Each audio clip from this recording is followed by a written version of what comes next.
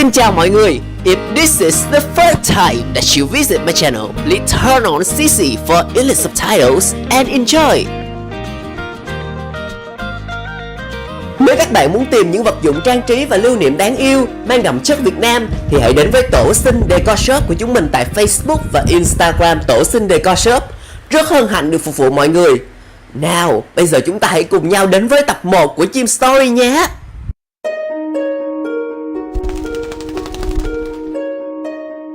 Trong bài Quê Hương, nhà thơ Đỗ Trung Quân đã có viết rằng: quê hương là gì hở mẹ, mà cô giáo dạy phải yêu. Quê hương là gì hở mẹ, ai đi xa cũng nhớ nhiều. Mọi người trên thế gian này ai cũng đều có một quê hương, một nơi để tìm về sau những tháng ngày vất vả bôn ba. Và quê hương của Chim chính là mảnh đất hiền hòa nằm nép mình bên dòng sông Hậu, Cần Thơ.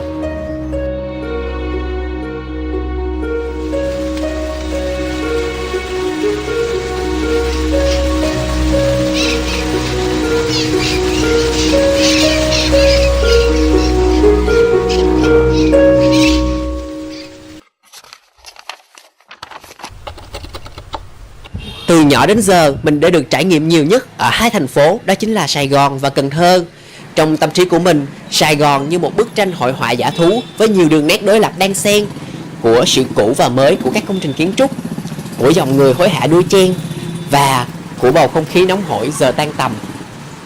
Còn Cần Thơ như một bức tranh hội họa ấn tượng với điểm nhấn chính là khu đô thị cổ xưa nằm nép mình bên bờ sông hiền hòa, lan tỏa ra đến tận những cánh đồng và những vườn trái cây xanh mát ngút ngàn.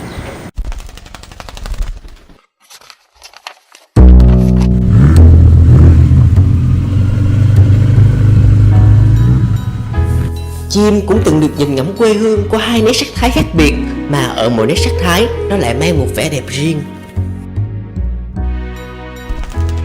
Là một đứa con sinh ra giữa lòng phố thị, Cần Thơ sớm đã xem mình như một người thân.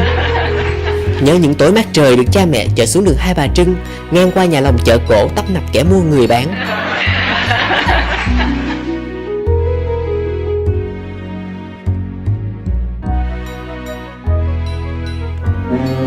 Rồi đến với Bến Ninh Kiều, ghé vào mấy cô bán hàng rong mua vài túi đậu phộng luộc, ngồi nhấm nháp ngắm nhìn chiếc du thuyền to sừng sững lướt đi trên mặt nước. Xa xa bên kia xóm chài là những ngọn đèn bản hiệu quảng cáo đủ màu. Thiệt ra thứ mà mình nhớ nhất trong những kỷ niệm về Bến Ninh Kiều khi bé chính là những chiếc thùng rác hình chim cánh cụt cực kỳ cute. Một địa điểm khác mà mình cũng thường lui tới đó là công viên Lưu Hữu Phước. Thứ ấn tượng nhất với mình và bây giờ chính là một vòng đu quay to với nhiều cabin đủ màu.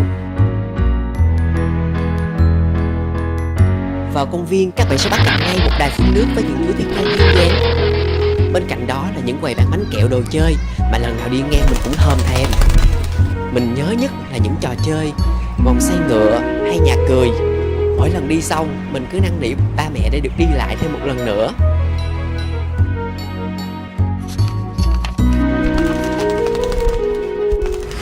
Còn rất nhiều địa điểm khác nữa mà Chim vẫn nhớ mỗi khi nhắc về những ngày thơ bé ở Cần Thơ. Đầu tiên là tiệm kem nằm ngay tại Đại lộ Hòa Bình, nổi tiếng với món kem 3 màu và 7 màu mà lâu thật lâu mới được cha mẹ dẫn đi ăn.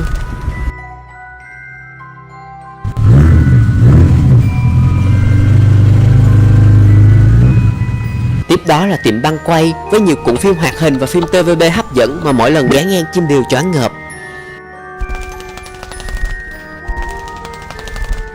Là trung tâm ngoại ngữ mà Chim được cộng tác với rất nhiều thầy cô tốt tính đáng yêu. Và các bé học sinh dễ thương cũng có, mà cứng đầu quậy phá cũng có luôn.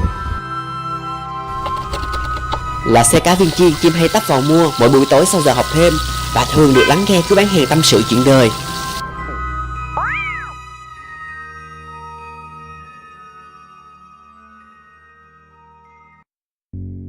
Chim nhớ hồi cấp 2, có những buổi trưa Chim nói xạo với cha mẹ giờ tan học để lẻn ra nhà sách Tây Đô tậu những quyển truyện tranh, truyện chữ nóng hổi vừa mới ra lò.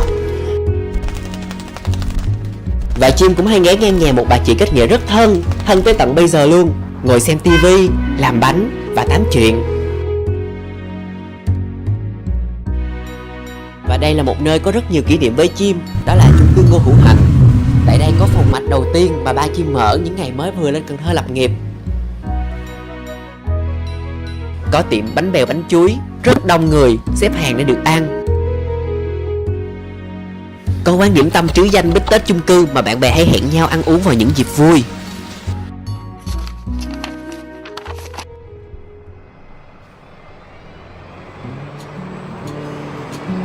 Chim cũng đã từng được trải nghiệm Cần Thơ ở một góc nhìn khác, góc nhìn của những vị khách phương xa trong một lần workshop với những người bạn Anh.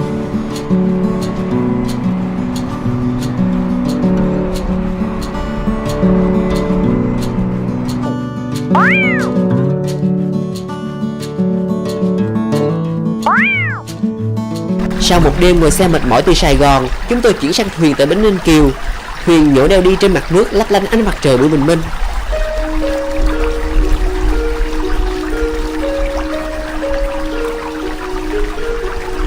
Wow, đây là chợ nổi Cái Răng tấp nập với những ghe hàng đặc sản miền Tây, chủ yếu là trái cây và nông sản, nào cam, nào khóm, nào chuối, nào dưa.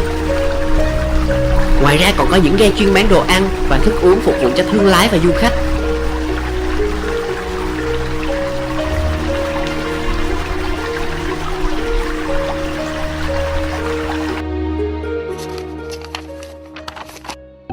Có một lần, Chim được đi theo mẹ và đoàn du khách vào vườn trái cây Mỹ Khánh.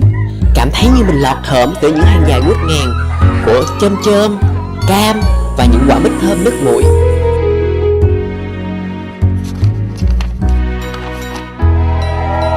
Út út út út. Đó là tiếng của bầy heo tranh nhau về đích trong trò đua heo, một trong những trò chơi đặc trưng nhất của làng du lịch Mỹ Khánh. Tại đây Chim còn được ngắm và chơi đùa với những chú đà điểu có cái đầu trọc lóc, cái cổ dài tăm tắp cùng đôi chân ngoằn ngoèo.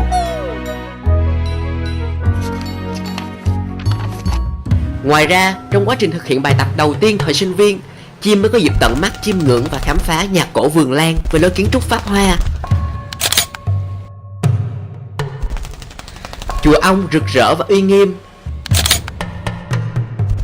hay Đình Bình Thủy nằm khuất mình sau vòm cây xanh lá.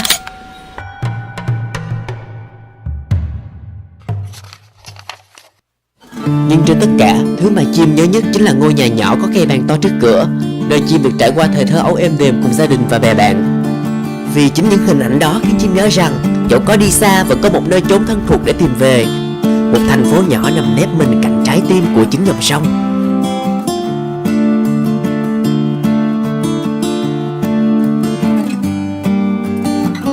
Hãy theo dõi Chim Chim TV tại Facebook Chim Chim TV và Instagram Chim Chim Ship Gạch TV nhé.